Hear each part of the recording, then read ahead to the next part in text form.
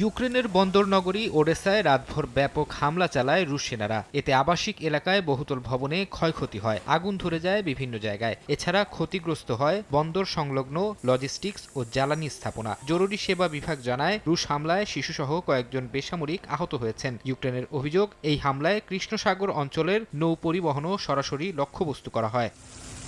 বিভিন্ন ফ্রন্টে রাশিয়া ইউক্রেনের মধ্যে সম্মুখ লড়াই চলছে। অভিযান চালিয়ে খার্কিভ, জাপোরিঝিয়া ও দোনেৎস্কে নতুন বসতি দখলের দাবি করেছে মস্কো। কিয়েভের দাবি, রুশ হামলায় চেরনিহিভ, খার্কিভ ও সুমি অঞ্চলে হাজার হাজার পরিবার বিদ্যুৎহীন হয়ে পড়েছে। জেলেনস্কি বাহিনীর দাবি, তারা একদিনে ডজনের বেশি রুশ হামলা প্রতিহত করেছে।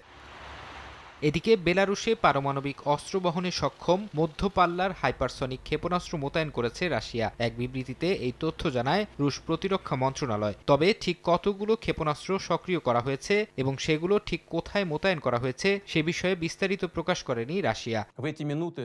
এদিকে নতুন বছরে রুশ নাগরিকদের উদ্দেশ্যে দেয়া ভাষণে চলমান যুদ্ধ জয়ের ব্যাপারে আশাবাদ ব্যক্ত করেন ভ্লাদিমির পুতিন। যুদ্ধরত সেনাদের প্রতি পূর্ণ আস্থা ও সমর্থন জানাতে দেশবাসীর প্রতি আহ্বান জানান তিনি।